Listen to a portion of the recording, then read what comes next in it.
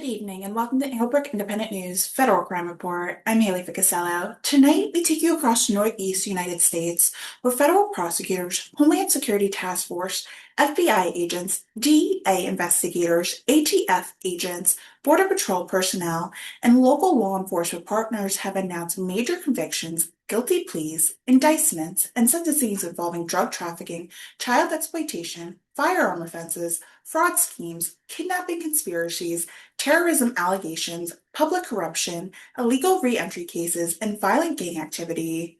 This is your end of May 2026 Federal Crime Report. We begin tonight in Maine. Federal prosecutors in Maine close out May with multiple significant prosecutions involving firearms, narcotic trafficking, illegal border crossing, and violent criminal conduct. In Portland, Dennis Dunquit, 46, of Plainstown, New Hampshire, was sentenced to more than a year in federal prison after deputies encountered him outside a South Thompson residence holding a loaded 9mm handgun despite being prohibited from possessing firearms due to prior felony convictions.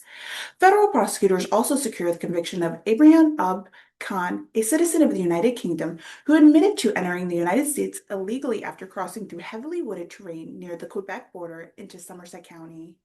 Authorities say Khan and three companions bypassed staff ports of entry and entered the country without inspection before being located by Border Patrol agents. In another major narcotic prosecution, Lewiston resident Mokhtar Abash Aden pled guilty to possession of nearly 3 kilograms of methamphetamine and 2 kilograms of fentanyl with intent to distribute. Investigators recovered multiple firearms from Aden's residence, including a stolen weapon. Aden now faces a mandatory minimum sentence of 15 years and could spend the remainder of his life in federal prison. Meanwhile, Jason Johnson Rivera of New Bedford, Massachusetts, received 10 years in federal sentence for a February 2024 drive-by shooting tied to a drug territory dispute in Saco. The incident triggered a shelter-in-place order and school lockdown after multiple rounds were fired into a rival vehicle. In Vermont, federal prosecutors announced the sentencing of Terry Russ of Grafton. Russ received 6 years in federal prison after pleading guilty to fentanyl and cocaine trafficking offenses and possession of a firearm connected with drug crimes. Federal investigators link Russ to a firearm use during a Springfield, Massachusetts incident, which police officers were shot and one officer suffered serious injury. Authorities later seized more than a dozen firearms, fentanyl, cocaine, and ammunition from Russ's property. Prosecutors described Russ as a prolific dealer with extensive history of violent criminal conduct. Federal authorities in New Hampshire announced several major developments involving narcotic trafficking, child exploitation, kidnapping, fraud, and firearm offenses. Shannon Halloran of Pittsfield pled guilty to participating in a multi-kilogram methamphetamine trafficking conspiracy operating across New Hampshire and Massachusetts. In a separate case, a Dominican Republic citizen, Duranda Gonzalez, admitted to helping operate a stash house used to store and package fentanyl and methamphetamine. A Manchester resident, Xavier Santa, pled guilty after investigators documented 7 undercover fentanyl purchases totaling more than 2.5 kilograms. Authorities later recovered over 1.2 kilograms of cocaine during a search of his residence. Federal prosecutors also announced the indictment of Hudson resident Robert Lehman, who is accused of persuading multiple minors to create and send child sexual abuse material through online communication platforms. Lehman remains detained pending trial. In one of the region's most disturbing violent crime cases, a federal grand jury charged 3 individuals in connection with the interstate kidnapping conspiracy that allegedly involved transportation of a victim from New Hampshire into Vermont, holding her captive, torturing her, and demanding ransom payments. Authorities recovered firearms, narcotics, restraints, and items allegedly used to torture the victim. Additional federal action include fraud charges against Ashland resident Colleen McKay, CARES Act theft charges against former casino owner Andy Samburn, and firearm charges against convicted felon Jacob Valley of Milford. Rhode Island prosecutors reported significant cases involving fraud, narcotic trafficking, firearm offenses, kidnapping, and organized criminal activity.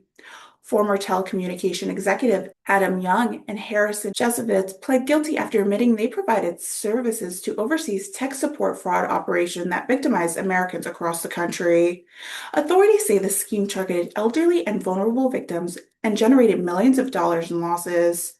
Bookkeeper Nicola Francis was charged for allegedly failing to remit nearly $788,000 in employment tax owed to the Internal Revenue Services.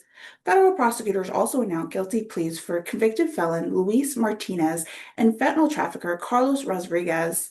In one of Rhode Island's most notable prosecutions, four members of the large-scale cocaine trafficking operation received lengthy prison sentencing following a case involving the armed kidnapping of a United States Postal Service letter carrier.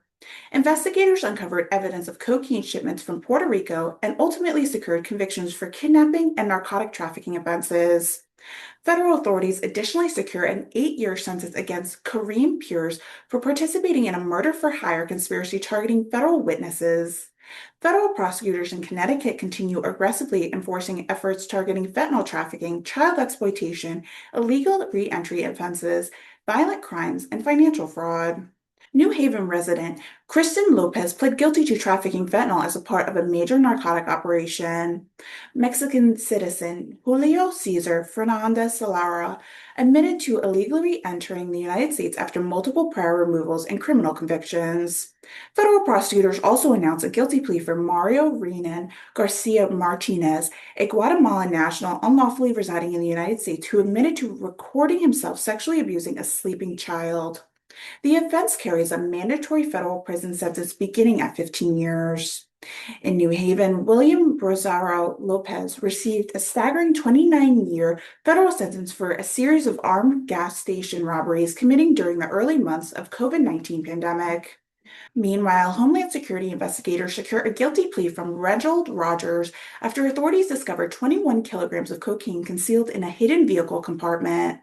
Additional federal actions include the sentencing of Kimberly Del Cruz for her role in a large narcotic trafficking organization, the guilty plea of New York attorney Edward Miller for embezzling more than $500,000 from a trust, a 5-year sentence imposed on a New Britain cocaine trafficker, Jamal Vega Gomez.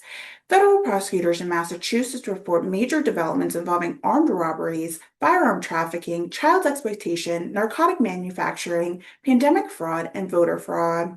Authorities charge Angel Gonzalez in connection with two armed bank robberies in Boston area, during which employees were allegedly threatened at gunpoint. Tavon Harper of Randolph was indicted on narcotic and firearm charges involving fentanyl, cocaine, MDMA, and a loaded Glock pistol. Lowell businessman Henry Lamb admitted to hiding more than $6 million in payroll while evading payroll taxes and worker compensation obligations. Investigators also secure a guilty plea connected to a multi-state Paycheck Protection Program fraud conspiracy involving fraudulent loan applications and fabricated tax documents. In one of the largest drug manufacturing cases announced this month, Cambridge resident Scarlo Oppenheimer was sentenced to 13 years in federal prison after investigators uncovered a sophisticated counterfeit pill manufacturing operation involving fentanyl precursor chemicals sourced from China. Authorities believe the operation had the capability of producing millions of counterfeit pills. Federal prosecutors also secure a 33-month prison sentence against Colombian national Lina Maria Azores Hernandez, who unlawfully lived in the United States for decades under a stolen identity while collecting more than $400,000 in government benefits and illegally voting in the U.S. election. Federal prosecutors throughout New York announced major actions involving child exploitation, narcotic trafficking, organized crimes, terrorism, and gang violence. Joseph Bulow of South Dayton received 9 years of federal sentence after investigators recovered child sexual abuse material depicting minors, including prepubescent children. Buffalo resident Mario Pittman received more than 9 years in prison for methamphetamine trafficking. Canadian citizen Eric Hagan admitted to attempting to smuggle fentanyl and methamphetamine across the Peace Bridge into the United States. In one of the most serious child exploitation cases announced this month, Matthew Steele of Elma received a 30-year prison sentence for producing child sexual abuse material involving a minor victim beginning when she was approximately 9 years old. Federal prosecutors also announced charges against George Schimmel of Plattsburgh and secured a guilty plea from Shantansy drug trafficker Emery Moore. Perhaps most notably, federal authorities in Manhattan unsealed terrorism-related charges against a dual Iran-Iraq national, Mohammed Bakr Saad Donwood al-Sadi. Prosecutors allege al-Saadi served as an operative for a foreign terrorism organization and helped coordinate approximately 18 attacks or attempted attacks throughout Europe while allegedly seeking assistance to carry out attacks inside the United States, including against New York synagogue. Federal authorities also charged three alleged gang members and connected with an execution-style murder of Ralph Herrera in the Bronx. Federal prosecutors in New Jersey announced numerous major criminal prosecutions involving child exploitation, drug trafficking, fraud, illegal firearm possession, prostitution enterprise, and pandemic relief fraud. Somerset County resident David Korapski was indicted on child exploitation charges after investigators allegedly discovered hundreds of images of child sexual abuse material shortly after his release from state custody. Mexican national Hector Bernardo Corsorara received a 10-year prison sentence after federal agents seized cocaine and multiple firearms during an investigation. Atlantic City resident Duranguez Galvez was sentenced to nearly 15 years in prison after authorities discovered methamphetamine, fentanyl, crack cocaine, marijuana, and defaced firearms inside his residence. Federal prosecutors also announced a guilty plea of Palisades Park resident Zong Pao and Miano Chow, who admitted to operating a prostitution enterprise spanning multiple massage parlors throughout New Jersey and New York. Authorities seized approximately $1.2 million in cash and numerous luxury assets. Additional actions include a jury conviction against Sussex County resident Nixon Martin for obtaining more than $2.1 million throughout fraudulent COVID-19 relief applications, and the guilty plea of former bank employee Charm Lang, who admitted to falsifying more than $3.4 million in fraud losses. Federal prosecutors in Pennsylvania report significant narcotic trafficking, child exploitation, firearm, and public safety cases. Pittsburgh resident Malik Martin pled guilty to participating in fentanyl and cocaine trafficking conspiracies. Federal authorities also indict Raymond Chandler of Wittenberg after prosecutors allege he threatened federal officials, member of Congress, immigration enforcement officers, and the President of the United States. Berks County resident John Rickenbach received 10 years in federal prison sentence for trafficking fentanyl and methamphetamine. New Jersey resident Jose Collin was sentenced to 25 years in prison for producing child sexual abuse material and illegally possessing a firearm. Federal prosecutors also announced indictments against Bowling Springs resident Levi Stoner and Shippensburg police detective Matthew Plies on separate child exploitation charges. Additionally, Scranton resident Keith Fox was convicted on trafficking methamphetamine, illegal possession of firearm and ammunition.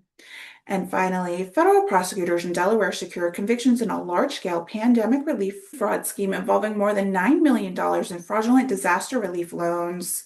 A federal jury convicted South Carolina resident Devon Porter and Oregon resident Amber Baldwin for their roles in obtaining fraudulent Paycheck Protection Program funds using fabricated payroll information and false tax documents. According to evidence presented at trial, the scheme generated more than $9.1 million in fraudulent loan proceedings distributed to businesses across the United States. From international terrorism investigation and violent gang prosecutions to fentanyl trafficking networks, child exploitation case, public corruption, firearm offenses, and pandemic fraud schemes, federal law enforcement agents across the Northeast remain exceptionally active throughout May of 2026. These cases represent only a portion of the criminal actions announced by the United States Attorney Office during the month, but together they provide a snapshot of the wide range of criminal activity being prosecuted in federal court across the region. For continued coverage of federal courts, major criminal prosecutions, homeland security investigation, and law enforcement developments throughout the Northeast, stay with Englebrook Independent News. I'm Haylee Ficuciello. Thank you for joining us on the end of May 2026 Federal Crime Report. Good night.